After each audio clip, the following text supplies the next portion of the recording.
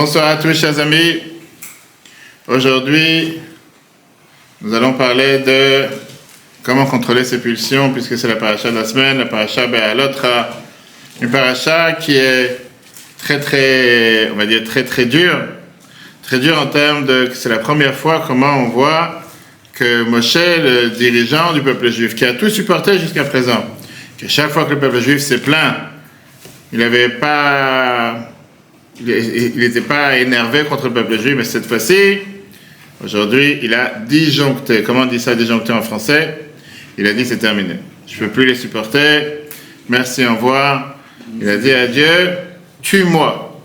Tue-moi veut dire, je n'en peux plus. C'est terminé. C'est le psaume 39. Pourquoi le psaume 39? Parce qu'il dit ça. Dans le psaume 39, d'accord. Moshe a disjoncté, il s'est dit c'est terminé, c'est insupportable que des gens viennent et se plaignent, et on se rappelle c'était quoi la grosse plainte? Du fait qu'ils n'avaient pas quoi manger, pas parce qu'ils n'avaient pas quoi manger justement, ils n'avaient pas à manger de la viande. Ça c'est la seule chose qui les dérangeait. Moshe il a pris jusqu'à présent, il a pris sur lui, il a supporté, mais là aujourd'hui il s'est dit stop, je ne peux plus supporter, il s'est dit il y en a marre. Un peuple que sans arrêt en train de râler, sans arrêt pas content, sans arrêt il y a quelque chose à dire, sans arrêt il y a quelque chose qui ne va pas, il s'est dit laisse-moi tranquille, je cherche quelque chose d'autre, je vais changer. Il a fait ce qu'on appelle la dissolution, presque. Il s'est dit c'est terminé, plus besoin d'avoir affaire avec ce peuple. On va tout de suite voir qu'est-ce qui se passe, et surtout ce qu'on va voir par rapport à chacun d'entre nous. Est-ce qu'on a un moyen de contrôler ses pulsions, mais plus que ça? Parce que ce qu'on va voir ensemble ce soir, c'est est-ce que la Torah elle attend de nous de détruire ses fantasmes, ou détruire ses plaisirs, ou quelqu'un qui a envie de certaines choses. Tu te dis, tu veux certaines choses, tu n'as pas le droit de les avoir.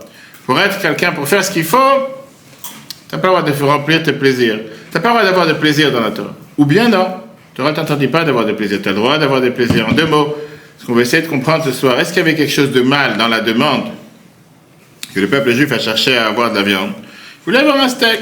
Que ça dérange? Vous n'avez pas des steaks tous les jours. Ils se sont dit maintenant on va avoir un steak. Est-ce que ça c'était quelque chose de mal? Ou bien quand tu veux servir Dieu, si tu veux servir Dieu comme il faut, forcément tu as le devoir de te séparer des plaisirs matériels.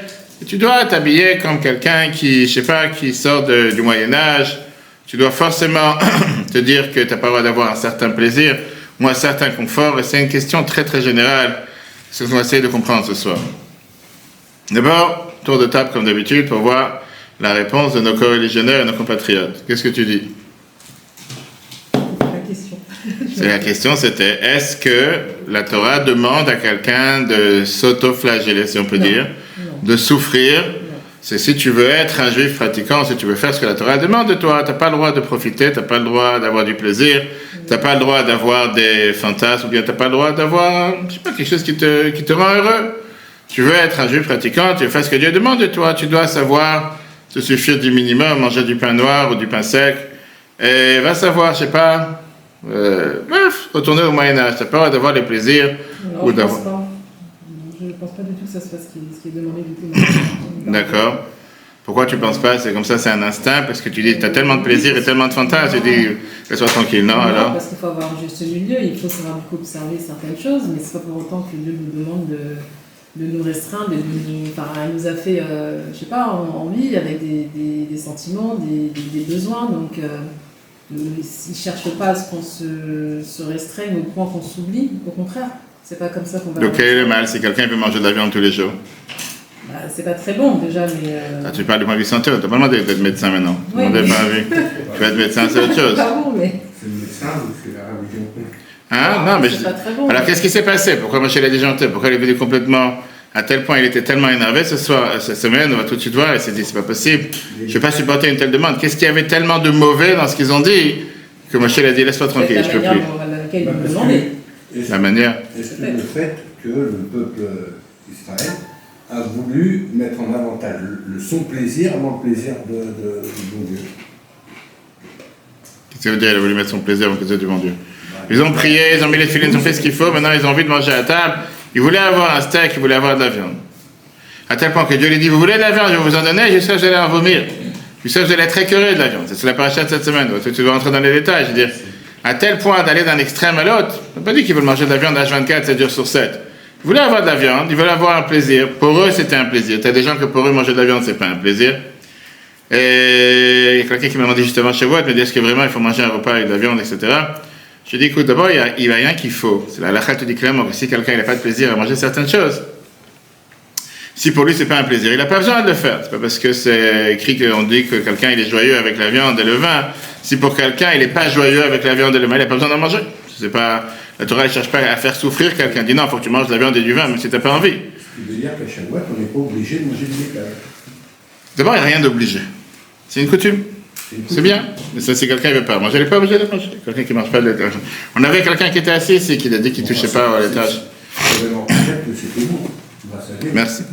Merci. Ok. Maintenant, comme j'ai dit tout à l'heure, c'est une des parachiotes les plus essentielles dans notre histoire. Parce qu'il se passe, si on peut dire, le passage entre le rêve et la cassure. La brisure du rêve. En deux mots, qu'est-ce qui se passe? C'est là que tout commence à s'écrouler. Parce qu'on va voir ça dans les prochaines 2 semaines et demie. On va parler bien sûr la semaine prochaine la faute du Vaudor, la faute des explorateurs.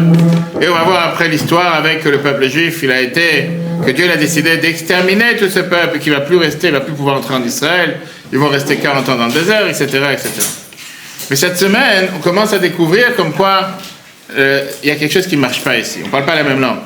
Cette même génération qui a vu tous les grands miracles dans l'histoire n'est pas capable de surmonter ses pulsions matérielles, ses pulsions grossières. Le peuple qui est sorti d'Égypte, qui a passé le mont Sinaï, il vient maintenant rouspéter sur le fait qu'on lui donne certains interdits sur des relations interdites. C'est que tout le peuple juif s'est mis à pleurer quand ils ont entendu les différentes relations interdites. Ils se sont mis à rouspéter sur du manger. Et c'est la première fois qu'on voit que Moshe il commence à se dire, il commence à désespérer et il perd patience. Il dit, ou je démissionne, ou je dissous l'assemblée, ou bien il dit, je vais mourir, parce que je ne peux pas les rassasier. Maintenant, il se dit, il y a apparemment un trou dans leur estomac que je ne peux pas remplir. Et il débat avec Dieu et il se dit même que même Dieu n'est pas capable de remplir leurs demandes. Vous devez voir les détails. Cette amertume qui explose à l'extérieur cette semaine. Comme je dis, ça vient maintenant 2 semaines et demie qu'on va voir dans lesquelles tout le monde se plaint contre tout le monde. C'est exactement les mêmes 2 semaines qu'on a les élections. Le peuple juif, il se plaint contre Moshe. Moshe se plaint contre le peuple juif. Myriam et Aaron se plaignent contre Moshe qui l'a abandonné de Tzipora. Les explorateurs se plaignent contre Dieu en disant qu'il n'a pas la force de nous amener en Israël, de conquérir cette terre. Korach se plaint contre Moshe, pourquoi c'est toi qui es le dirigeant et ton frère le grand prêtre et c'est pas moi. Et ça fait qu'on a de semaine en semaine différentes menaces et différentes punitions. On a d'abord ce qu'on appelle Tavera, qui va être avant, on va rentrer dans les détails. On a la lèpre de Myriam, on a Korach qui est englouti dans la terre, et bien sûr, à la fin, on va voir le fait qu'on a les explorateurs, que Dieu leur dit, puisque vous êtes venus, vous n'êtes pas contents, eh bien, vous n'allez pas rentrer en Israël. Ce qu'on demande ce soir, c'est comment le plus grand des croyants, Moshe, comment celui qui était capable de supporter leurs querelles, leurs plaintes jusqu'à présent, qu'ils n'ont pas de pain, qu'ils n'ont pas d'eau, qu'il a donné sa vie pour eux, pour les protéger contre la faute du Vaudor, contre la faute des explorateurs. Et là, tout d'un coup, il dit à Dieu, tue-moi. Après tout, on ne parle pas ici des grandes fautes. On peut dire encore une fois, imagine-toi que je te dis, tu manges des sushis tous les jours pendant 1 année.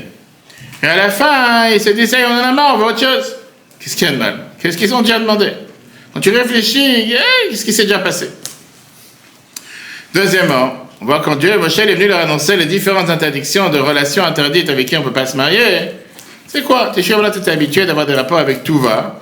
Et maintenant on te dit, tu sais quoi, il y a certaines règles, certaines lois. Alors peut-être c'est parce que tu étais habitué, mais c'est pas si grave que ça. Qu'est-ce qui s'est déjà passé? Et surtout, que parce qu'ils ont demandé, on voudrait un peu changer de menu. Ce qui est tout à fait normal. Une maman qui fait toujours le même repas 3 fois par jour, 7 jours sur 7 dans la maison, c'est normal que les enfants, à la fin, ils en ont marre, ils ne veulent pas le manger. Ils ont voulu un peu changer. On veut avoir un autre menu, on va avoir quelque chose de différent. Pourquoi Moshe dit, je ne pourrai jamais les satisfaire? Ils ne seront jamais contents.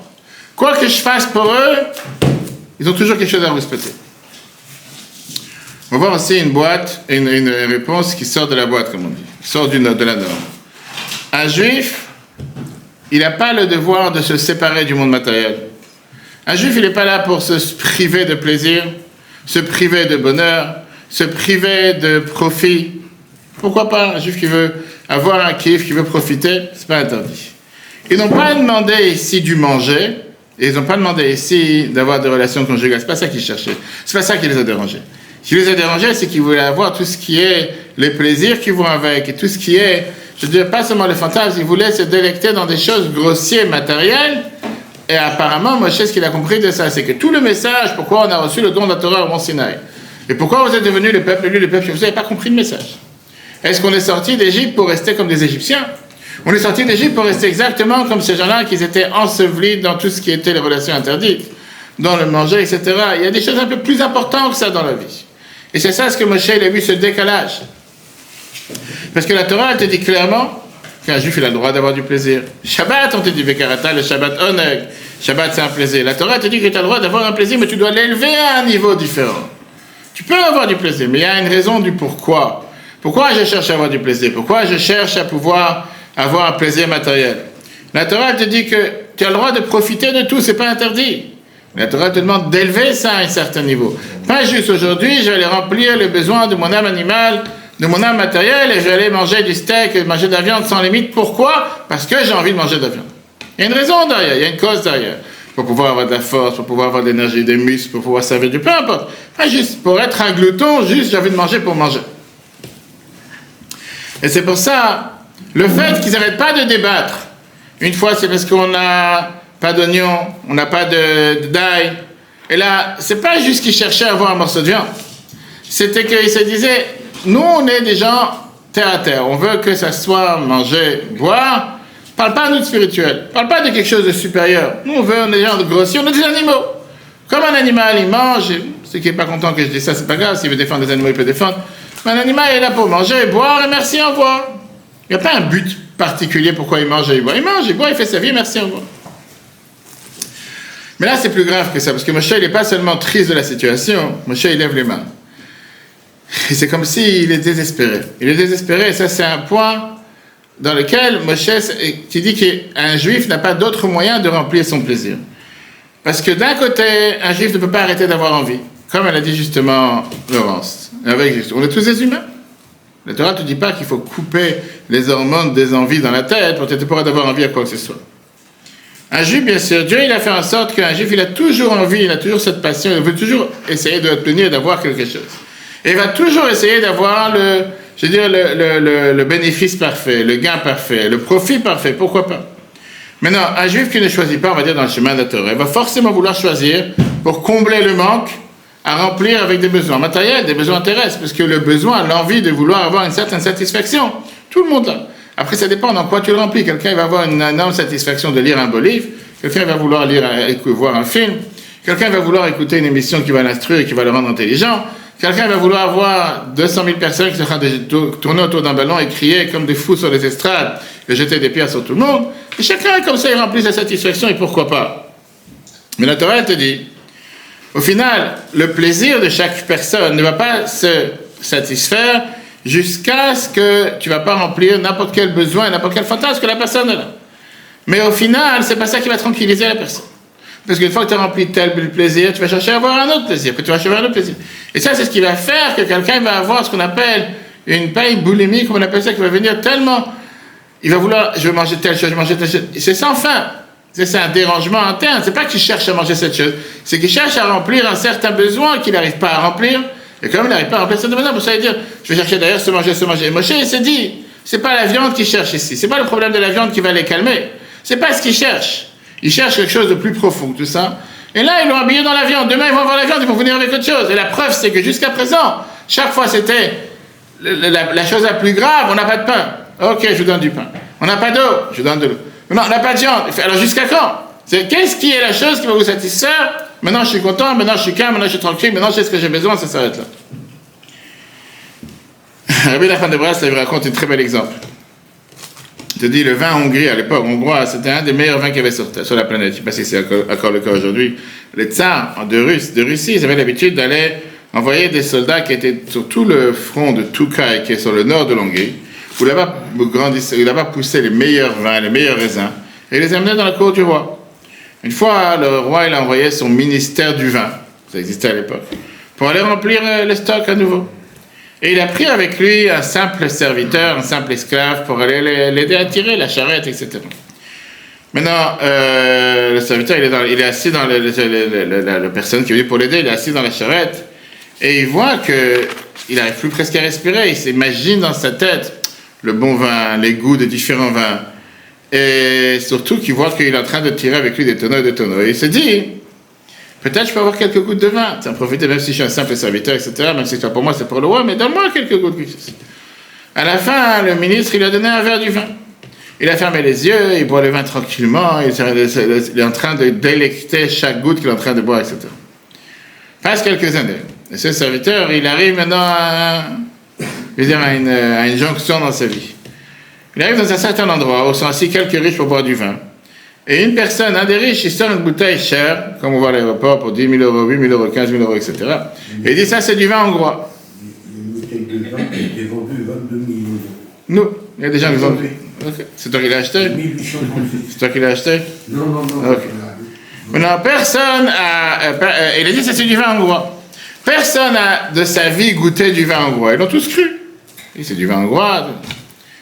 Et le secrétaire, le serviteur qui était là de notre époque, il a voulu goûter le vin. Il a dit, ah, ça c'est pas du vin hongrois.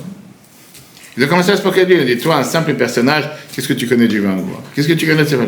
Comment tu comprends dans le vin mieux que nous? Et il a répondu, c'est très simple. Celui qui a une fois goûté au vin hongrois, il ne va jamais faire une erreur. Et moi, j'en ai goûté. Vous n'avez pas goûté. On peut vous vendre ce que vous voulez. Tu mets une étiquette. On dit hongrois, c'est hongrois. Tu ne peux pas rien.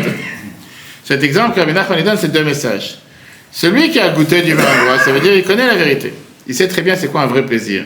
Il ne va pas se suffire avec quelque chose qui est un remplaçant, un générique. Il va chercher ce qui est vrai. Moshe leur dit, c'est pas apte à vous, c'est pas digne de vous. Ça fait 1 an que vous êtes dans le paradis. Ça fait 1 an que vous êtes au pied du mont Sinaï. Vous avez reçu le pain qui tombe du ciel. Vous aurez, à un certain niveau, à un certain stade, vous aurez dû maintenant devenir mature, grandir. Vous aurez dû demander à avoir du plaisir beaucoup plus qu'un simple morceau d'ail et un morceau d'oignon. C'est pas ce qu'on recherche. Il y a un moment dans la vie, ça y est, tu grandis, tu n'as plus les mêmes besoins. C'est comme un enfant, il est tout content que tu lui donnes une sucette, il est très, très heureux, et il a eu son plaisir du jour. Tu prends un adulte de 20 ans, tu lui donnes une sucette, je ne sais pas s'il va avoir le même plaisir. Alors maintenant, c'est ce qu'il a dit, Moshe. Ça ne me dérange pas, vous voulez de l'ail et de l'oignon. Mais de faire ça une menace existentielle. Que le peuple entier se met à pleurer parce qu'on n'a pas de l'ail et de l'oignon. Il y a des choses plus sérieuses dans la vie. Ça, c'est ce qu'il a fait, c'est ce qu'il a fait. Mais le deuxième point, qui est beaucoup plus grave, parce qu'on ne pourra jamais arrêter quelqu'un à aller chercher le vin hongrois, quelque chose de magnifique. On va toujours goûter n'importe quel vin qui est sorti. On se dit, ah, peut-être ça se rapproche du vin hongrois. Mais on ne pourra pas se tromper. Pourquoi? Parce que qui tu peux tromper? Celui qui n'a pas goûté, qui ne sait pas ce que c'est. Mais celui qui a goûté, il sait très bien que ce n'est pas ça la réalité. Donc il va toujours chercher autre chose. Moshe, il était tellement désespéré parce qu'il savait que ce n'est pas un plaisir à manger qu'il cherche, mais ils ont une démangeaison interne.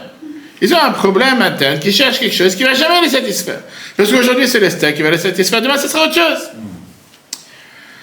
À la fin du cours, aujourd'hui, on verra cette manière de penser, comment agir. Alors, dans beaucoup de lettres, il écrit quelle est la solution pour remplir les fantasmes du corps corporel. C'est parfois qu'on remplit la tête avec des lettres de Torah, des lettres de prière, et qu'on répète ça sans arrêt. Parce que parfois, ça peut satisfaire et calmer la soif et la faim de l'âme, et automatiquement, ça renforce le lien entre l'âme et le corps peut être plus tranquille. Nous, on verra à la fin. Comme j'ai dit à la paracha, l'autre qu'on commence cette semaine, elle est avec 2 moitiés. Première moitié, c'est dans les ciels, la deuxième moitié, c'est dans l'abîme. Première moitié, ça nous parle du fait qu'on a fini de camper au Mont Sinaï, on est sorti d'Égypte, ouverture de la mer Rouge, don de la Torah, on a mis le temple en place, on a vu la semaine dernière, Shabbat, on a parlé des déménagements, et on était pendant 1 an au pied du Mont Sinaï. Maintenant, il est arrivé le moment de s'élever et d'aller vers Israël. Le 20 Iyar, environ un peu moins d'1 mois, c'est comment on se déplaçait dans le désert, la colonne de gloire, elle montait, et le peuple commençait à voyager. Ils ont avancé 3 jours et tout s'arrête. Et la Torah, elle commence à te dire qu'il y a eu des énormes malheurs, et elle te fait ça une allusion de manière qui n'est pas normale. On voit dans le chapitre 1 que la Torah, elle te met un noun à l'envers. La Torah, elle te raconte ici 2 versets qui n'ont rien à voir avec Ibn Soh Aaron, quand l'arche, elle a commencé à voyager. Et comment Moshe, il arrête l'arche de voyager, c'est la manière comment on savait qu'il fallait avancer ou pas. Quand il y avait cette colonne de gloire qui montait, on savait qu'il fallait avancer ou pas, c'était le GPS de l'époque, on savait comment on pouvait se conduire ou pas. En règle normale, ces versets auraient dû être au départ. Quand on a parlé du déménagement de tous les différents groupes, on a parlé du déménagement des différentes tribus, comme on avait Shabbat. Mais on voit qu'il y a ici un nom à l'envers. Pourquoi il y a un nom à l'envers qu'on les voit aussi d'ailleurs dans la Torah? Parce que la Torah te dit qu'ils se sont passés ici des punitions, des malheurs dans le peuple juif, et la Torah n'a pas voulu écrire tous les malheurs d'un coup, de peur qu'on va être accusé, qu'on va savoir tout le peuple juif est en train de s'exterminer. Pour ça, on a mis deux noms à l'envers. Maintenant, première punition, première chose qui s'est passée, c'était du fait que le peuple juif, si on peut dire, s'est moqué de tout ce qu'il y avait dans la Torah. Ils étaient tellement contents de commencer à voyager. Et ça ne les a pas dérangés que maintenant on part du Mont Sinaï, l'endroit où tu as eu la plus belle émanation de Dieu sur terre. Dieu est descendu, on a reçu le Mont Sinaï. Finalement, ça y est, on bouge. C'est comme les enfants, tu les amènes à un parc à Disney, ils sont tellement contents, etc. Une fois qu'ils ont fait un jeu, ils sont fatigués, vas-y, viens, on passe au deuxième. Tu viens de faire la queue pendant une demi-heure pour finalement rentrer. Non, pas la patience, attends encore 5 minutes. Non, viens, on passe déjà au deuxième. Ils sont jamais contents. Tu vois, pourquoi tu es venu alors? Tu es venu pourquoi faire? Pour faire la queue, pour faire des queues. Tu as fait la queue une demi-heure, attends encore 5 minutes, tu vas rentrer dans le jeu. Non. Ramban, tu dis la deuxième punition, c'était qui voit ta Torah, comment tout de suite voir. La Torah, elle te dit d'abord, première chose, ils se sont plaints. Mais elle ne dit pas de quoi ils se sont plaints. Ils se sont plaints. Pourquoi? Parce qu'ils se sont plaints, c'est comme si quelqu'un qui vient te montrer qu'il est énervé, il n'est pas content. De quoi tu n'es pas content, je ne sais pas te dire.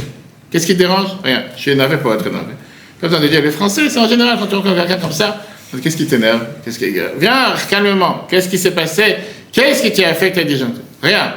Il m'a poussé. Ça te donne la raison de s'énerver de telle manière, de te mettre dans toutes ces étapes? Là, il n'y a pas de raison. Rashi vient et te dit qu'il y a une différence en hébreu entre un mot qui s'appelle tluna qui veut dire une plainte, c'est un problème qu'il faut régler. Et tohana, c'est essayer d'avoir une réponse pour trouver un problème. Trouver pourquoi se plaindre. Puisque je n'ai pas de quoi me plaindre, je vais chercher pourquoi me plaindre. Je vais trouver quelque chose pourquoi me plaindre. D'accord? C'est comme si je te dis quelqu'un qui essaye de disjoncter, de s'énerver pour s'énerver. Il n'y a pas une raison logique derrière. Et c'est ça qui a fait qu'à la fin, il y a eu un feu dans le camp du peuple juif qui a fait qu'il y a des gens qui sont partis.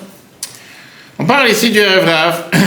Erev Rav qui était cette minuscule partie des gens qui sont sortis d'Égypte, qui n'étaient pas censés être là, des faux convertis, qui continuent avec des plaintes qui se sont plaints contre la cuisine dans le désert, qui n'avait pas d'aspect culinaire, qui n'était pas de top chef ni master chef, il n'y avait pas de choses agréables. C'est dit, oui, c'est vrai qu'on reçoit la main du ciel, c'est vrai qu'on peut sentir tous les goûts, la viande, les poissons, mais nous on veut voir la viande et le poisson, on ne veut pas avoir les goûts. Les goûts c'est magnifique, mais on veut goûter, on va avoir un morceau de viande devant nous.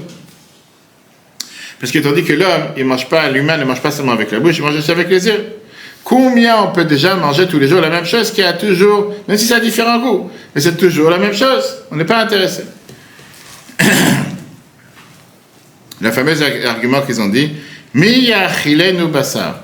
Qui va nous donner à manger de la viande? Maintenant, réfléchissons de qui on parle.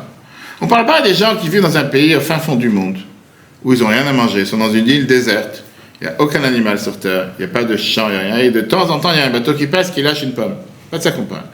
On parle des gens qui sont sortis d'Égypte avec une énorme masse de menu bétail, de gros bétail. Des animaux, ils en avaient. De la viande, ils en avaient. De temps en temps, il y avait ces groupes d'écailles. On voit parfois des oiseaux, il y en a des centaines qui vont ensemble, qui passaient dans le désert. Mais c'était avec des quantités limitées. C'est pas illimité. Eux, ils se sont dit, on veut avoir de la viande illimitée. Pas juste limitée. Ça ne suffit pas d'avoir de la viande une fois par jour.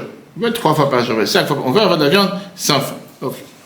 D'autres problèmes qu'ils avaient, c'est que la manne, qui tombait du ciel, se changeait en tous les goûts. On dit qu'il n'y avait que 5 goûts qu'il n'y avait pas dans la manne, c'était pour ne pas mettre en danger les femmes qui allaitent. Il n'y avait pas les oignons, il n'y avait pas l'ail, il n'y avait pas une certaine courge, il n'y avait pas les concombres, et il n'y avait pas les pastèques. Parce qu'à l'époque, c'était des goûts amers qui auraient pu rendre amer le lait pour une femme qui allait son enfant, et donc Dieu a fait en sorte que dans la manne, il n'y a pas ces goûts. Et le Chachamim nous explique c'était quoi la raison, qu'est-ce qui dérangeait. Maintenant, c'est pas qu'ils n'avaient pas à manger, il y avait à manger. Et il y avait de tout à manger. Encore une fois, il faut se rappeler qu'on est dans le désert. Mais ça les dérangeait le fait qu'on n'a pas d'ail. On n'a pas donné vraiment d'ail à une femme aujourd'hui de cuisiner sans ail, sans oignon. C'est-à-dire, il n'y a pas de goût dans le manger. Mais là, ce n'est pas le cas, il y a à manger. En la Torah, quand elle te parle de manger, il y a le coup de Shimon, il te dit en vérité, c'est une allusion raffinée pour toute la vie conjugale. Comme Yitro, il a dit à ses filles, quand il lui a rencontré, qu'ils ont rencontré cet homme égyptien, Moshe, Kireno v'yochalachem appelez-le pour qu'il vienne à manger. Mais là, l'allusion, c'est quoi? Qu'il vienne se marier avec Sipora, pour pouvoir avoir des rapports avec elle, etc. Maintenant, en réalité, le Midrash te dit, ils ont pleuré sur les poissons, qu'ils n'avaient pas des poissons comme ils avaient en Égypte. On se rappelle qu'en Égypte, on mangeait du poisson gratuit, on avait des sushis en Égypte. Tu parles, c'était là-bas la misère, c'était là-bas l'enfer, c'était là-bas les travaux forcés, etc. Mais en réalité, ça fait allusion à différentes interdictions de relations conjugales que tout d'un coup, ils ne peuvent plus les avoir. Et là, comme j'ai dit, Moshe, pour la première fois de l'histoire, Moshe, il perd la foi en eux, en le peuple juif, et il demande à Dieu, ou tu me licencies, ou tu dissous l'assemblée, ou bien je préfère mourir, tue-moi. Je parle de celui qui aime tout le peuple juif qui est venu jusqu'à présent, qui les a sauvés de différents arguments, et de différentes plaintes, et qu'il a fait descendre la main du ciel et l'eau du puits de Myriam, le plus grand des prophètes, qui sait c'est quoi l'importance de la vie. Et là, il dit, le diable, il est trop grand pour moi. J'ai plus de force. Il dit, laisse-moi tranquille. Je préfère mourir que de m'occuper avec des gens pareils. Dans le texte, Bamidbar 11, la phrase que Moshe dit dans le deuxième texte, est-ce que c'est moi qui ai enfanté ce peuple? Est-ce que c'est moi qui l'a donné naissance? Pour que tu me dises que je le porte dans mes mains comme une personne va prendre un bébé dans ses mains sur la terre et l'amener jusqu'à la terre que tu agirais à ses parents. D'où j'ai de la viande pour donner à tout ce peuple pour qu'il me pleure en me disant, donne-moi de la viande et qu'on mange. Et si c'est ce que tu me fais, tue-moi si je trouve grâce à tes yeux que j'en ai marre de voir ce mal. Est-ce que c'est le menu bétail et le grand bétail qui vont égorger, ce qu'ils vont en trouver? Est-ce qu'on va rassembler tous ces poissons qu'il y a dans la mer et ça va leur suffire? On parle. Qu'est-ce que Moshe est en train de gonfler leur argument? Moshe est en train de dire que de toute façon on ne pourra jamais les rassasier. Même si je veux pêcher tous les poissons qu'il y a dans toute la planète, ils ne seront jamais contents. Ce n'est pas les poissons qui vont les rassasier. Et Moshe s'est dit, tu sais quoi? C'est comme si c'est un argument contre Dieu en disant, même Dieu, il n'est pas forcément capable de remplir le trou qu'ils ont dans leur estomac, les pauvres. Tu peux leur amener toutes les viandes et tous les poissons, ils ne sont pas contents. Qu'est-ce que Dieu répond à Moshe? Dieu répond à Moshe cette semaine, il lui dit, écoute ma chère amie, va nommer 70 personnes du peuple, 70 sages, 70 vieux, qui vont venir et aider Moshe à gérer le peuple. Et je te garantis que je vais faire tomber de la viande pendant 1 mois du ciel, les cailles, pendant 1 mois d'affilée. C'est que ça veut dire que la Torah dit ça va sortir du nez. La Torah dit jusqu'à ce que ça leur sorte du nez. C'est là que c'est venu l'expression. Ça va tomber tellement de cailles que la viande va être bloquée entre leurs dents et les mauvaises personnes, les Réchaïm, ils vont mourir. Et c'est pour ça que la Torah te dit c'est appelé Kivrot et Ahava, les tombes de l'envie, les tombes du désir. Parce que là-bas ont été enterrés tous ceux qui étaient en train de manger de la viande. Imagine-toi le film. La viande sans limite, et à la fin, ils n'en pouvaient plus. Ils ont éclaté à cause de la viande. Ok. Maintenant, la Torah te demande les 2 questions qui sont dures à comprendre. Jusqu'à présent, ce n'est pas la première plainte. Moshe a déjà subi des plaintes de leur part jusqu'à présent. Et il n'a pas disjoncté comme ça. C'est pas plus que ça. Ce qui dérange ici, c'est que Moshe dit, il n'y a pas moyen de les satisfaire. Quoi que tu vas faire pour eux, ils ne seront jamais contents. Comment ça se fait que Moshe, il extrapole, il fait de leurs plaintes, comme si c'est... Eux, ils ont demandé d'avoir tous les poissons qui sortaient. Ils ont demandé d'avoir toute la viande qui sortait. C'est pas ce qu'ils ont demandé. Ils n'ont pas demandé tous les poissons qui sortaient. Ils ont dit qu'on veut un peu changer le menu. Qu'est-ce qu'il y a? C'est comme quand tu es à l'école, à la yeshiva, n'importe quelle école. Tu as un menu en général chaque semaine. Aujourd'hui, les parents reçoivent le menu. Et c'est chaque semaine la même chose. Tu sais que chaque jeudi, c'est schnitzel, chaque mercredi, c'est des pâtes, je sais pas, chaque mardi, c'est du riz. Chaque semaine, c'est la même chose.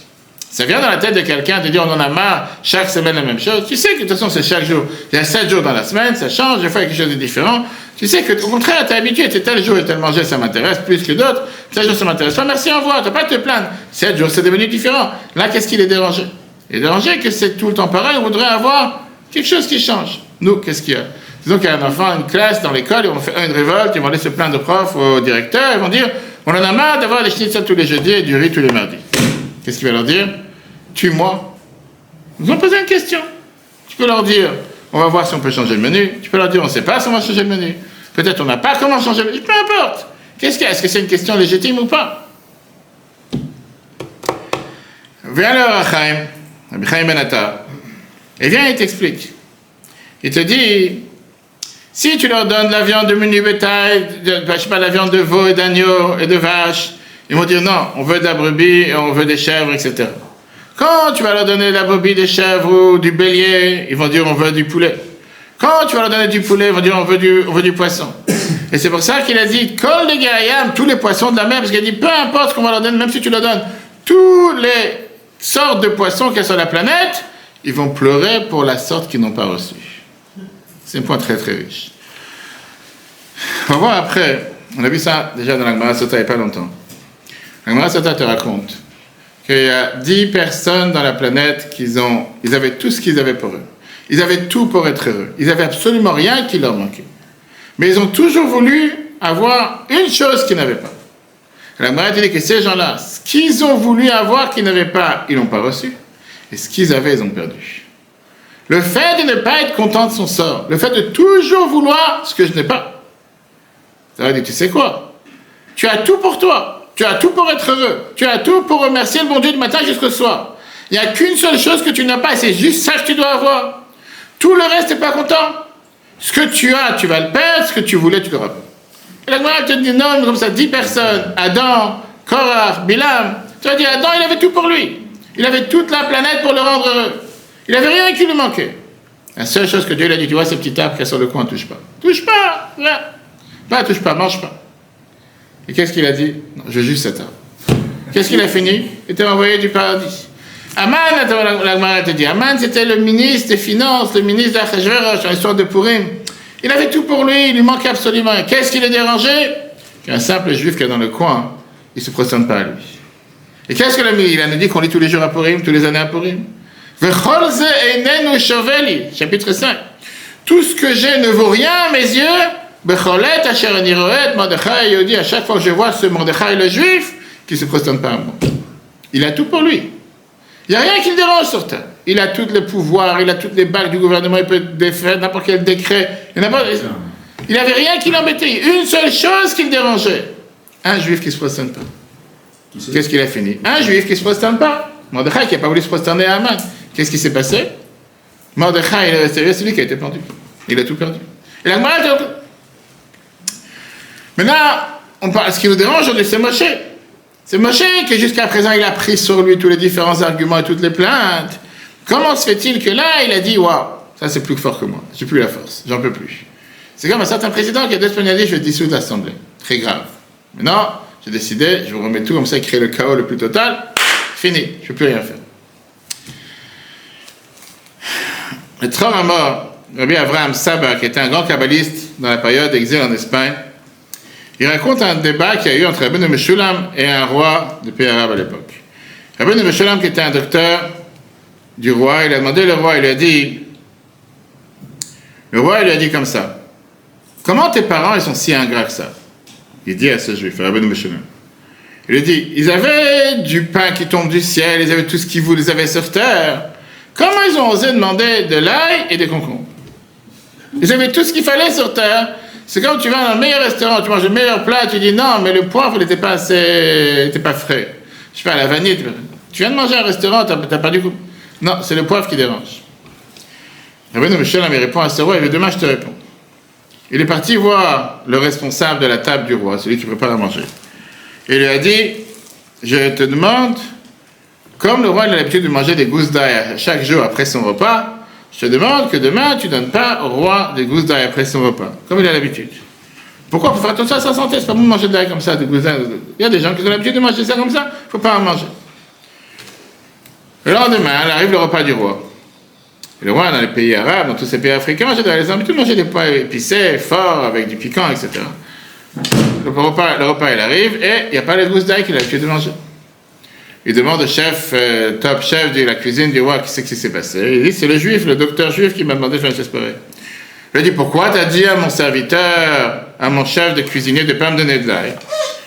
Et là, le juif, il dit, écoute-moi, monsieur le roi, il dit, cher roi, écoute ce que tu es en train de dire. Toi, tu t'énerves sur moi une fois qu'on t'a pas donné d'ail. Mes parents, ils étaient dans le désert pendant 40 ans, ils avaient ni ail ni autre épice, qu'est-ce que tu veux qu'ils s'énervent pas? Le roi, il a dit, ta Torah, elle est vraie, et toi, tu es vrai. Il a mis à sa place, en deux mots, il a dit, c'est facile de venir critiquer tes parents, ils sont un gars, etc. Fais-toi, une fois, t'as pas été disjoncté, fais raison. Maintenant, très bien. Maintenant, Moshe, il vient, il élargit leur argument, d'accord? On va voir ce que Rambam nous dit. Rambam, il vient et t'explique ça de manière tellement importante, et c'est surtout important pour chacun d'entre nous. Pourquoi? D'abord, commençons avec un exemple. Il y avait un riche qui voyageait une fois avec un carrossier à l'époque dans une exposition qu'il y avait pour acheter de la marchandise. Le riche, il est assis à l'arrière des carrosses et il a sa poche qui est pleine d'argent. Il va faire du bonheur, il va acheter les affaires pour pouvoir revendre, etc. Il a le journal dans la main. Tout d'un coup, le carrossier, celui qui gère le cocher, merci. Chaque fois j'oublie ce mot, il faut que je note. Il s'arrête en pleine forêt. Il a frappé avec le fouet le riche. Et il frappe tellement dur, il dit déshabille-toi et habille-toi avec mes habits. À partir de maintenant, les rôles s'inversent. Toi, tu vas être le cocher et moi, je vais être le riche qui est assis derrière, c'est moi qui vais faire le commerce. Le riche, il n'a pas le choix, il est pris en panique. Il essaie de trouver une solution. Ils arrivent dans la ville. Il descend de la charrette et il va voir la maison du rabbin pour demander de l'aide. Le rabbin, il appelle le cocher, il lui dit qu'est-ce qui se passe? Il dit tout est faux. Il fait je sais pas ce qu'il veut de moi, il est complètement fou. Il fait lui, c'est mon cocher depuis des générations. C'est moi le riche. Qu'est-ce qu'il raconte des histoires? Il fait c'est moi le riche. Il est complètement fou, il commence à dire que c'est lui le riche. C'est moi le riche. La preuve, c'est comment il est habillé. Ok. Le rabbin, il leur dit c'est quoi? Asseyez-vous sur le coin, du ça que je vous appelle. Passe la journée, arrive la nuit. Et le rabbin, il part chez lui à la maison, il dit à son secrétaire, vois ce qui se passe avec eux, surveille-les toute la nuit. Le lendemain, le rabbin, il arrive, et il les voit les deux qui sont affamés, qui sont affaiblis. Il leur demande, qu'est-ce qui vous manque? Un, il a dit, il me manque un morceau de pain avec du poisson salé.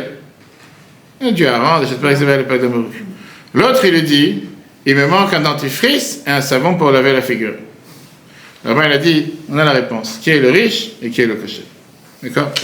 Le rabbin, il termine les lois de relations interdites avec des lois de Moussa. On a vu ça il n'y a pas longtemps, on apprend Rabbin tous les jours, on a vu les lois des femmes il y a quelques semaines, il y a quelques jours.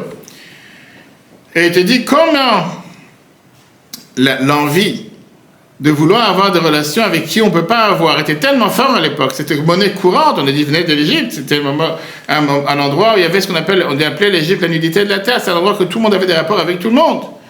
Que tout d'un coup, quand les parachiotes de cette semaine, on a les versets dans lesquels Dieu est interdit, les relations interdites, le peuple entier a commencé à pleurer. Et après, Rambam te donne quelques conseils, comment diminuer les fantasmes, diminuer les envies, il te termine avec un grand conseil. Rambam te termine, on a ça dans le chiffre 3. Rambam te dit, un énorme chidouche qui veut dire une énorme nouveauté. Rambam te dit comme ça. D'après la religion juive, d'après la vision du judaïsme, personne ne te demande de tuer ton désir, de tuer ton plaisir, de ne pas profiter de la vie, de ne pas avoir de plaisir, de ne pas avoir d'envie. Ça, c'est faux. Ça, c'est pas la vision du judaïsme. Tu as le droit d'avoir du plaisir, tu as le droit d'avoir des envies, tu as le droit d'avoir des fantasmes. Mais sache les élever à un niveau beaucoup plus élevé qu'il soit juste des plaisirs et des fantasmes terrestres matériels. Et Rambam, il change de son habitude, il amène un verset du Michelet qui vient et te dit que la Torah, elle est d'accord avec tous les plaisirs et les fantasmes que tu peux avoir, mais la Torah, elle veut que tu aies un plaisir à un niveau différent.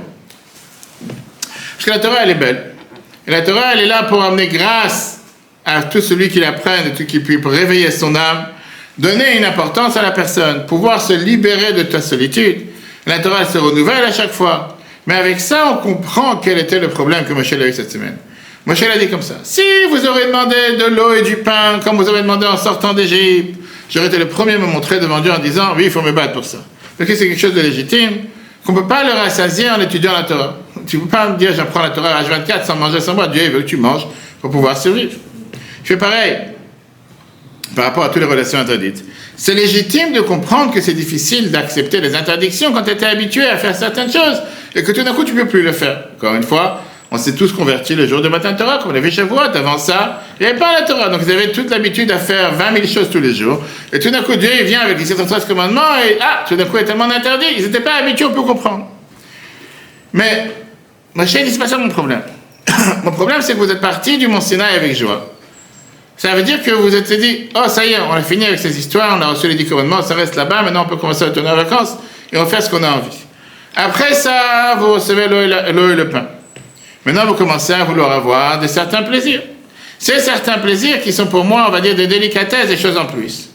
Vous le faites comme une menace que pour ça, tout le peuple, il pleure. J'ai encore une fois, quelqu'un qui est habitué à manger du pain tous les jours. Ok. Demain, tu lui amènes quelque chose en plus, il est content. Après-demain, tu lui amènes quelque chose en plus, il est d'accord, content. Mais après-demain, il vient et te dit, je veux de la viande et sans ça, je ne peux pas vivre. D'où tu parles de la viande, tu n'as jamais eu de la viande. C'est la première fois que tu goûtes de la viande. que ça devient maintenant une menace, comme si j'ai pas ça, je peux plus vivre, que le peuple entier se met à pleurer pour quelque chose que jusqu'à présent on n'avait même pas besoin. C'est pas légitime. Il fait maintenant, vous transformez toutes ces interdictions de relations interdites à une affaire de famille, que le peuple entier est en train de pleurer. Qui dit que tout le monde faisait toutes ces choses-là? Il y avait certains qui en avaient besoin, certains qui n'en avaient pas besoin. Mais Michel dit, ça montre que quoi, qu'il y a quelque chose qui ne travaille pas ici, il y a quelque chose qui ne fonctionne pas ici. Parce qu'avec le fait d'avoir reçu la Torah, vous êtes censé vous élever à un certain niveau. Vous êtes censé vous élever à un certain, je ne vais pas dire une certaine classe, une certaine manière de vivre, une certaine manière de réfléchir, une certaine manière de penser. Comme on dit comme ça, un juif qui va au restaurant, ça fait partie de la vie. C'est pas interdit d'aller au restaurant. Mais quand un juif du matin jusqu'au soir, la seule chose qu'il achète et qu'il regarde, c'est des journaux avec des chocolats, avec des gâteaux, avec des bonbons, avec des plats. Et du matin jusqu'au soir, toute sa tête est dans quel plat je vais manger ce matin. Que toute sa vie, c'est autour de quel plat je vais manger. Si c'est un chef cuisinier, peut-être, c'est son travail. Mais c'est pas ça. Ça, c'est quelque chose qui... Moi, j'ai dit, c'est pas pour vous. Sa tête, elle est que dans ça. Il n'y a rien d'autre à part manger, tel plat, telle sauce. Il n'y a pas d'autre chose dans la vie. Il n'y a pas un but autre que comment remplir mon plaisir. C'est pas interdit d'avoir un plaisir. Il y avait un chassid d'Admor Azaken qui était dans le commerce et qui était toute sa tête dans les marchés, dans les expositions à l'époque. Et une fois, on lui a demandé, comment tu fais pour pouvoir surmonter tes fantasmes et désirs? Tu tournes toujours dans les rues avec différentes personnes habillées de différentes manières, hommes, femmes. Tu es un être humain, comment tu fais? Il a dit, parce que quand j'ai mon mauvais penchant qui essaie de me bouleverser, je me rappelle que je suis un disciple d'Admor Azaken et ça ne vaut pas la peine pour moi de me salir. Une des raisons pourquoi on dit qu'un juif doit marcher avec une kippa, une barbe, etc., c'est qu'il y a certaines choses que même si tu as envie de faire, tu ne peux pas faire. C'est pas parce que tout le monde te remarque que c'est un juif qui est là. En 2 mots, la Torah te dit comme ça. Un juif ne doit pas éviter de faire une erreur parce qu'il a peur de la punition. C'est pas la charia. Tu dois éviter de faire une erreur parce que tu as un certain niveau. Tu es quand même un enfant de Dieu, que Dieu t'a choisi. On a vu ça au monde de la Torah. Et quand tu te dis que tu es un fils du roi, c'est pas normal de te comporter comme n'importe quel des plus pires des animaux qui se comportent sur terre. Je raconte plusieurs fois, à chaque fois, j'étais en Argentine pendant 2 ans. Là-bas, les Argentins, c'est des gens que la viande, c'est comme l'oxygène. Matin, midi et soir, 3 fois par jour, ils n'en ont pas marre. C'est des gens que, c'est juste hallucinant. Des gens, je racontais chez moi, j'avais en bas de chez moi, un restaurant, je voyais des grands-mères, 90 ans. Ils ont des assiettes en bois avec des couteaux de restaurant, qui coupaient des steaks à minuit. Des steaks avec des frites, ils ont peut-être 2 dents, il leur reste. J'ai des steaks. Des fois, rien que je les voyais, je leur disais, mais j'ai de la peine pour eux. Que quelqu'un te fasse, je sais pas, un truc, un viande hachée, quelque chose. C'est des gens qui respirent la viande le matin, midi et soir, tout le truc autour de la viande. C'est tellement grossier.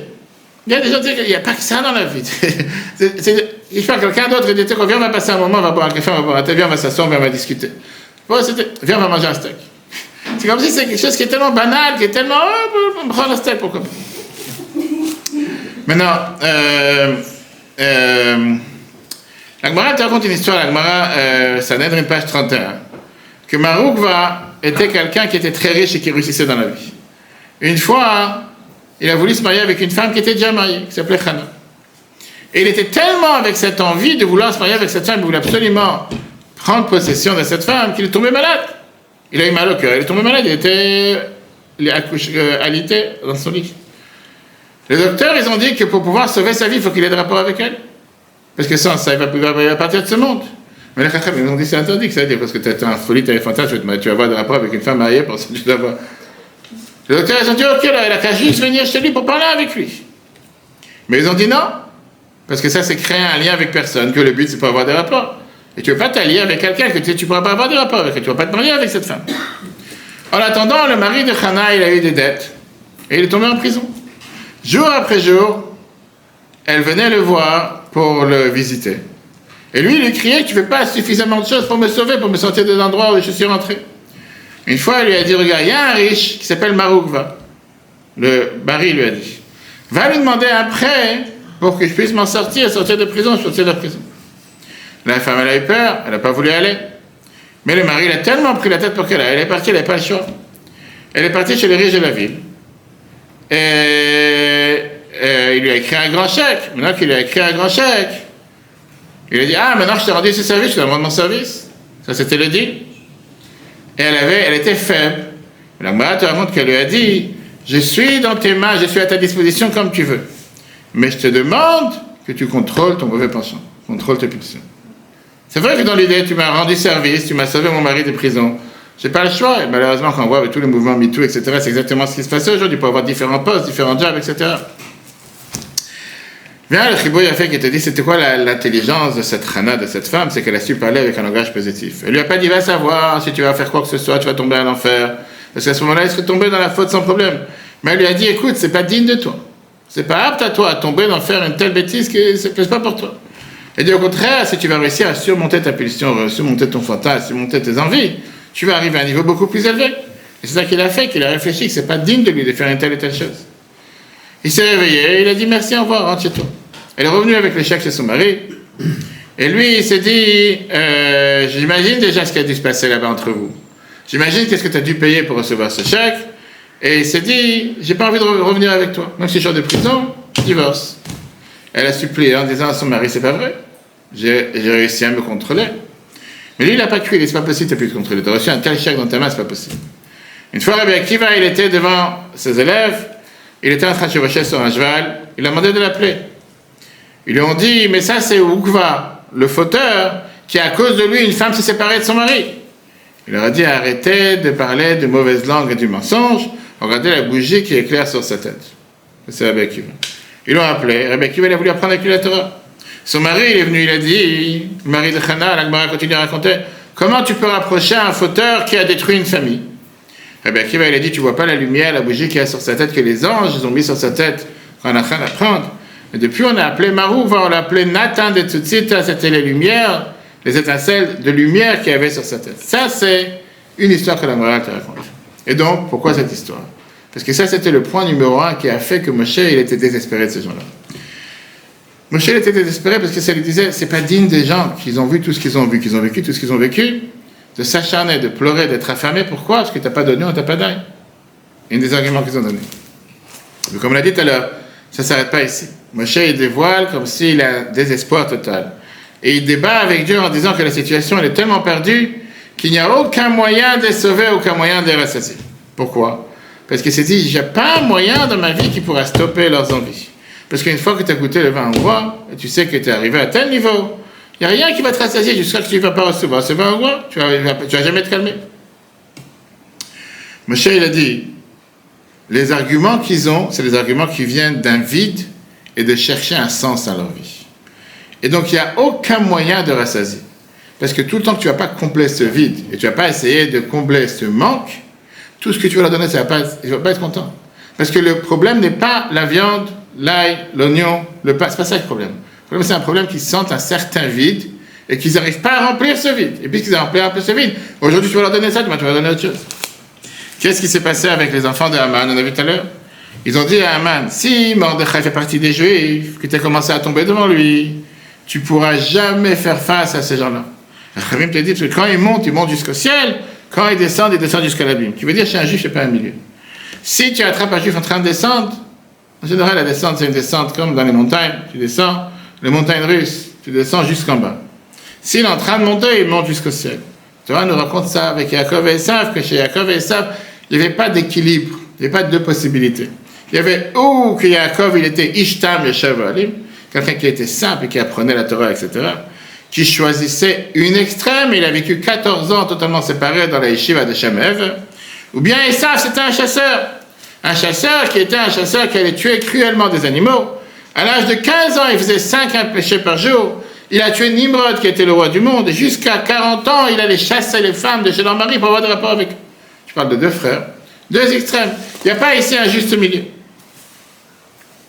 Après moi, je vais raconter une histoire de ce qui s'est passé en Israël il y a 26 ans. Très belle histoire avec la guerre de Kippour, etc. Mais après la fin de l'histoire. Donc, qu'est-ce qu'on est en train d'apprendre ce soir? C'est pas que pour arriver à la déprime, se dire, tu sais quoi, comme la Mishnah te dit, si tu veux apprendre la Torah, tu vas être un bon juif, il faut forcément que tu te détaches de tous les plaisirs matériels. Bien au contraire. La Bible écrit, dans l'écoute de Sichot 22, page 304, qu'aujourd'hui, une des manières comment réparer une faute grave, c'est par ça qu'on n'y pense pas. Qu'est-ce que ça veut dire ne pas y penser? Ça ne veut pas dire se battre avec une mauvaise pensée, mais ne pas y penser et focaliser ta pensée en l'occupant avec autre chose. Et ça serait bien, alors, il dit à la personne avec des lettres de Torah et de Tfila. Pourquoi? Parce que si un peu de lumière repousse un peu d'obscurité, à plus forte raison, beaucoup de lumière. Alors, il termine en disant, j'espère que tu apprends Chitot, qui veut dire, Combien de fois des gens ils pensent que le seul moyen de se battre contre quelque chose de négatif, c'est des cauchemars, j'arrive pas à dormir, je vois noir. La Bible disait comme ça. Te battre contre cette mauvaise pensée sans contempler ou sans remplir le manque par autre chose, tu vas pas réussir. La mauvaise pensée, elle est toujours là. Et donc, la meilleure des choses, c'est arrête d'y penser, mais pas arrête d'y penser sans rien remplir. Parce qu'arrête d'y penser, ça va faire un vide. Et la pensée ne peut pas rester vide. Remplis-la avec quelque chose d'autre. Mais remplis-la avec quelque chose de positif, ça même, ça va faire que tu arrêtes de penser. Et combien de gens dans la vie qui avaient des pensées négatives, des pensées noires, et qui voyaient les choses noires, et qui sont toujours, même quelqu'un qui a passé un épisode de tragédie, un malheur, mais à chaque fois, comment te surmonter, comment essayer de te reconstruire, en t'occupant à faire des choses positives. Vous avez vu, Shabbat, on a parlé de comment s'occuper à penser à quelqu'un d'autre, donner ton plat à quelqu'un d'autre, agir pour les autres. Par ça que tu remplis ton temps de choses constructives, automatiquement tu n'as pas le temps pour faire des choses négatives. Par ça que tu remplis ta pensée avec des pensées positives, tu n'as pas le temps de penser des pensées négatives. Par ça que tu penses des choses de jour, tu n'as pas le temps de laisser ta pensée avec des pensées noires. Et pourquoi ? Parce que la Torah te dit, la pensée c'est quelque chose qui agit H24, 7 jours sur 7. Et il n'y a pas de juste milieu. C'est où tu penses noir, ou tu penses blanc. Ou tu penses bien, ou tu penses mal. Ou tu es pessimiste par nature, mais par excellence, et tout ce que tu vois c'est noir, ou tout ce que tu vois c'est blanc. Et ça dépend de la personne, de la travail sur soi. Parce que c'est tellement plus facile. Tout à l'heure, j'entendais à la télévision israélienne une personne qui s'appelle Myriam Peretz, une femme en or. Elle a perdu 3 enfants dans les différentes guerres. Je crois qu'elle a perdu aussi son mari, bref, elle a perdu. Mais c'est une femme qui a un courage. C'est une femme qui parle. Il faut juste l'entendre. Elle parlait. Et il parlait sur la guerre, etc. Elle dit, vous savez d'où je viens ?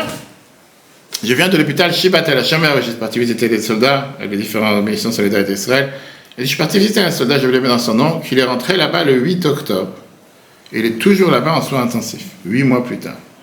Et quand je suis parti le voir, il était sous oxygène, il était en soins intensifs, bref, il ne respirait pas, il ne bougeait pas, il était dans le coma. Le docteur, il ne savait pas s'il allait durer 3-4 jours. Là, ça fait 8 mois. Je viens de sortir de chez lui. Il n'a pas les 2 pieds. Il a rien qui passe sur la tête. Il est en train de prier. Il est heureux. Il parle. Et il a un long chemin de rééducation, etc. Mais il est là. Il permet. Il faut, lui, de commencer à la faire. Bien sûr, c'est tellement plus facile à pleurer et à être triste. Et c'est elle a perdu 3 enfants à différentes guerres. Elle dit, c'est beaucoup plus facile de regarder sur les points noirs. Mais quand tu vois ce qui se passe à côté, de quoi j'ai à me plaindre ? Elle dit, et là, elle part de la mission, elle disait, je pars maintenant aller voir une famille de Ilan Weiss, un des soldats qui a été tué dans le tank qui a sauté ce Shabbat avec les 8 soldats à l'intérieur. Il fait, je vais aller voir pour consoler sa femme, ils ont 7 enfants, et c'est merveilleux, comme à l'enterrement, ils étaient tous en train de chanter. Elle fait, bien sûr qu'on peut se focaliser sur le noir, c'est tellement plus facile de se focaliser sur ce qui ne va pas. Mais c'est à toi de te travailler sur ta pensée. Et de regarder ce qui va. Maintenant, ce qu'elle dit comme ça, c'est vrai, elle dit, je ne suis pas aveugle, il y a des otages, il y a des blessés, on est en pleine guerre, le nord, le sud, le centre. Mais focalise-toi sur ce qu'il y a, se focaliser positif. Et quand tu t'habitues à vivre de cette manière, quand je rentre à la maison, quand je rentre à la maison de toutes ces visites, je suis encore plus encouragé, je suis encore plus fort que quand j'étais sorti. Avec tout ce que je viens de voir. Ça, c'est ce que la Bible nous apprend ce soir. Comprendre la profondeur du moteur de recherche juif, ça donne aussi un renfort, ça encourage surtout le fait de pouvoir donner du courage et de l'encouragement à quelqu'un qui est perturbé. Parce qu'en règle générale, quelqu'un qui est perturbé, ou quelqu'un qui passe des moments difficiles, quelqu'un va se dire, tu sais quoi, c'est un extraterrestre, laisse-le dans son coin, qu'est-ce que je perds mon temps avec quelqu'un pareil ? Et la réalité, elle est que parfois quelqu'un va tomber dans des dérives, que ce soit de la drogue, que ce soit l'alcool, que ce soit n'importe quelle autre chose qui va pouvoir remplir son temps en cherchant à remplir ses manques, parce qu'il ne sait pas chercher dans les bons endroits. Et la Bible explique justement ça, cette histoire de comment Moshe est devenu Moshe. Midrash nous raconte, quand Moshe était le berger du troupeau de Yitro, il y a une brebis qui s'est enfuie. Et il a couru derrière pour aller la chercher au fleuve, et il a vu que la brebis, elle était quoi ? En train de boire. Moshe, il a dit, je ne savais pas que tu courais parce que tu avais soif. C'est certainement fatigué. Il a pris la brebis sur son épaule et il est marché de retour. Dieu lui a dit, tu as la pitié de pouvoir gérer le troupeau d'un être humain de cette manière. Je te promets que c'est toi qui vas gérer mon troupeau, le peuple juif. Alors, il demande la question, quelle est la grandeur ici ? Toi, tu vis avec les animaux, non, tu es berger. Quelqu'un qui vit avec des animaux dans la campagne, qu'est-ce qu'il a fait d'hors norme? Qu'est-ce qu'il a fait de spécial? Qu'est-ce qu'il a fait? Waouh, Dieu l'a dit magnifique, t'as pas laissé une brebis s'égarer, t'es parti donner à manger. Fait n'importe quel autre berger aurait laissé une brebis partir du troupeau. Il a vu une brebis qui manque, il va la chercher. Fait le but du berger, c'est quoi? C'est pas qu'il revient à la maison le soir avec la moitié du troupeau, c'est qu'il revient avec tout le monde, sinon il va pas être payé. Comme un prof qui va en classe, je sais pas, en sortie avec les enfants et qui revient avec la moitié des enfants. C'est pas normal, c'est tout à fait normal qu'il revienne avec tout le monde. L'habitude dit qu'il ne trouve pas un autre berger qui va revenir avec tous les brebis sur ses épaules. Comment? Et surtout que le Midrash a dit, je ne savais pas que tu as couru parce que tu avais soif. Comme si, waouh, qu'est-ce qui s'est déjà passé? Qu'est-ce qu'il est? L'habitude explique avec un point énormément puissant. Moshe n'a pas été choisi par rapport à ce qu'il a fait, mais il a été choisi par rapport à ce qu'il a appris de sa petite brebis. Il a dévoilé qu'une brebis s'enfuit du troupeau parce qu'elle cherche de l'eau. C'est ce que Moshe a dévoilé. Que quand une brebis s'enfuit, elle demande en réalité ce que tous les autres demandent qui sont restés dans le troupeau. À l'apparence, cette brebis, elle apparaît comme quelqu'un qui est rebelle, quelqu'un qui est un traître, quelqu'un qui n'a plus de limites, quelqu'un qui ne peut pas se mettre dans un cadre, quelqu'un qui est prêt à mettre en danger le troupeau. Mais quand tu ne te précipites pas à juger, et quand à la place tu cours derrière et tu cherches ce qu'elle veut, tu vois qu'au final, cette personne, cette brebis, qu'est-ce qu'elle cherchait? Elle cherchait simplement à boire. Moshe, il a été choisi pas par rapport au fait qu'il a aidé cette brebis, parce qu'il a écouté ce que c'était le message de cette brebis. J'ai de la peine que je me suis énervé quand j'ai pensé que tu étais rebelle. Je ne savais pas que tu courais parce que tu avais soif. Pourquoi? Parce que nous sommes des êtres complexes. Et pas forcément tout le temps on sait exprimer ce qu'on cherche. Parfois, tu as un élève que dans le cours, il n'arrête pas de sauter en l'air, il n'arrête pas de te déranger. Mais en réalité, ça se peut qu'il a un dérangement qui fait qu'il n'arrive pas à se concentrer et que la manière de s'exprimer, c'est pas ça qu'il saute sur la chaise sans arrêt. Peut-être qu'il a chaud, peut-être qu'il a besoin qu'il y ait un peu d'air pour l'aérer. Ou peut-être c'est sa manière de dire au prof, fais attention à moi, regarde-moi, j'exige, je suis là, et je puisse avoir un peu d'attention. Et peut-être c'est le fait qu'il y ait ces rapports d'amour et d'haine qu'il y a entre une personne qu'il aime. Et comme il ne reçoit pas le retour de cette personne qu'il aime, qui développe une haine envers la personne, ou une haine envers d'autres personnes. Et le test que Moshe il a fait, c'était quoi? C'est est-ce que je ne savais pas que pas tout celui qui est rebelle contre toi, c'est forcément un traître. Parfois, il peut agir comme rebelle, mais ce n'est pas forcément un traître. Et ça c'est une merveilleuse histoire, comme on verra bien sûr, comme je dis, on se prépare. On se prépare, à part mercredi, le gala, si Dieu veut, mais dans 2-3 semaines, le 8 juillet, on va voir la Géoula du Rabbi lundi soir, 30 ans, la 30e Géoula du Rabbi. Il y a tellement d'histoires qui montrent comment Rabbi, la fois, envoyait des shluchim dans les 4 coins du monde, aller repêcher un juif qui était totalement à l'ouest, totalement... À l'apparence, t'as rien à tirer. À l'apparence, c'est quelqu'un qui est rebelle, qui est contre, qui a plusieurs fois pour rire, mais c'est l'économie de Tfilim, qui au départ, il ne voulait pas, après il a fait ses pas mitzvah, 45 ans, etc. Écoutez cette histoire. Il s'appelle Eliezer, il dit, j'ai grandi dans une famille religieuse à Jérusalem. En tant que jeune, adolescent, j'ai totalement dévié de la route. Le monde des yeshivot ne m'intéressait pas. Et j'ai eu un rêve d'aller vivre en Amérique. Malheureusement, quand je suis arrivé en Amérique, je n'ai pas réussi. Chaque business que j'ai essayé d'ouvrir, ça n'a pas marché. Je suis parti de Betraba dans Betraba pour chercher à manger gratuit. Et plusieurs fois, j'ai volé des choses que j'ai trouvées pour pouvoir les vendre et pour pouvoir survivre. À cause de tout ça, pour couvrir ma peine, je suis tombé dans l'alcool et dans la drogue. Et je vivais comme un homeless, je vivais comme un sans-abri dans une voiture volée. Et en attendant, quand je parlais avec ma famille en Israël, je demandais des merveilles. J'achète, je vends, je suis en train de devenir riche. Mais dans la vraie vie, j'étais déconnecté de la réalité. Le temps passe, et je suis obligé d'arrêter de jouer. Il ne me restait plus aucun centime. Et je savais que j'étais obligé de retourner à Jérusalem avant que je m'écroule totalement. Avec d'énormes difficultés, j'ai réussi à obtenir $500 pour un billet d'avion, one way pour retourner en Israël. En arrivant à l'aéroport Kennedy, en allant vers l'aéroport Kennedy, j'ai décidé que je vais passer d'abord par le Ohel du Rabbi pour verser mon cœur. Je n'ai pas grandi comme un chassid. J'ai jamais eu l'habitude d'écrire. Même la yeshiva, je n'ai pas terminé. Mais là, j'ai versé mon cœur sans fin. J'ai décidé de raconter tous les détails possibles. Sur mon mauvais sort, sur la drogue que j'ai pris, toutes les drogues, sur l'alcool, sur le désespoir qui m'a totalement anéanti. Quand j'ai fini d'écrire, je me sentais tellement un grand fauteur. Je me suis dit, je viens de décrire dans la vie comment je suis la personne la plus mauvaise sur Terre. Que je n'étais même pas apte à lire, à rentrer dans l'OL du Rabbi pour pouvoir lire ma lettre. Il était déjà tellement tard. J'ai dit, j'ai honte. Qu'est-ce que j'ai commencé à dire au Rabbi, ce que j'ai écrit. Il était tellement tard L'heure du vol approche, il y a 10 minutes de route entre Kennedy et le OL. Je suis parti sans entrer dans le OL. J'arrive en Israël. Et là commencent encore les histoires sur la mairie, le rêve américain, etc. Mais à l'intérieur de moi, j'étais vraiment perturbé. Parce que j'ai dit, dans 2 jours, l'euphorie va tomber.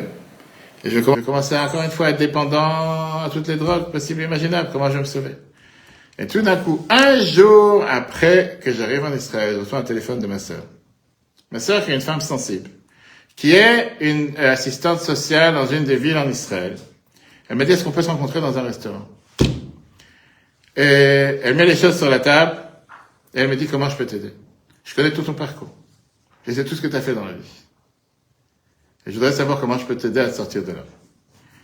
Je lui ai dit, comment tu es au courant de tout ce qui s'est passé? Alors que lui, jusqu'à présent, elle a vendu à la famille tout le contraire. Il s'avère que ma mère, elle a pris mes habits pour les mettre au pressing, au cleaner, si je peux, pour les mettre à la machine à laver. Et elle a trouvé la lettre que j'ai écrite pour donner au Rabbi Solorel. Et dans la lettre était écrit tout mon passé. Et donc, ils étaient prêts à tout faire pour moi, à condition que je tende ma main. Je suis rentré dans la famille Institut Rotondo, j'ai fait un stage, une formation là-bas. J'ai recommencé ma vie à zéro, et aujourd'hui, je suis un dirigeant, je suis un moniteur dans cet institut pour sauver les autres. Quel est le message? D'abord, en pensant qu'il est parti dans le OL du Rabbi, c'est ça qui l'a sauvé. Il s'est fait partie de l'OL, il n'aurait jamais écrit toute sa vie. Le Rabbi l'a sauvé par ça, que s'il aurait déchiré sa lettre sur l'OL, personne n'aurait jamais été au courant de sa vie. Le Rabbi a fait en sorte qu'il écrit tout, et qu'il la dépose pas sur l'OL, que la lettre reste dans lui.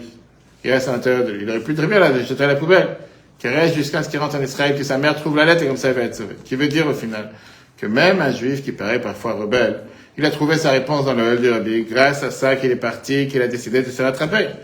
Et l'enseignement qu'on apprend dans cette semaine, c'est qu'au final, tout le monde cherche la même chose. Il faut juste savoir où chercher. Quand quelqu'un est tout le temps la main, n'a jamais pensé, laisse tomber, j'ai pas le temps à perdre avec lui, de toute façon c'est quelqu'un qui fait rien, il est jamais là. Tu peux pas savoir comment ce juif, tôt ou tard, il va revenir, juif ou non juif. Ça, c'était le point général de ce qui a dérangé Moshe dans la paracha de cette semaine. Il s'est dit, au moment où on est, on n'a pas encore fini les prochaines semaines. Mais dans la paracha de cette semaine, ce qui l'a dérangé, pourquoi il était tellement énervé? Il s'est dit quoi? Jusqu'à présent, tout ce que je vous ai montré, j'essaie de vous élever à un certain niveau. Et la seule chose qui vous manque, c'est quoi? Qu'il n'y a pas les ailes. Ça vaut pas la peine. Mais au final, c'est pas que Moshe a démissionné cette semaine. Il restait, il a continué. Et les querelles continuaient, les plaintes continuaient. Parce que Moshe, c'était le berger fidèle. Mais là, on comprend qu'est-ce qu'il a dérangé. Parce qu'il y a un moment dans la vie, il faut savoir passer le cap. C'est pas que c'est interdit de profiter. C'est pas interdit d'avoir du plaisir. Mais la manière, comment ça a été demandé, comme si le monde entier est en train de pleurer, comme s'il y a que ça qui dérange, il n'y a rien d'autre plus important dans la vie. Focalisez-vous sur ce que vous avez. Focalisez-vous sur le bonheur que vous avez, sur les bonnes choses que vous avez. Vous avez le droit aussi d'avoir des choses en plus. Que ça soit pas comme si, s'il n'y a pas ça, on n'est pas capable de vivre. Encore un replay sur etora.fr. Très bonne soirée à tous. Si Dieu veut, à la soirée.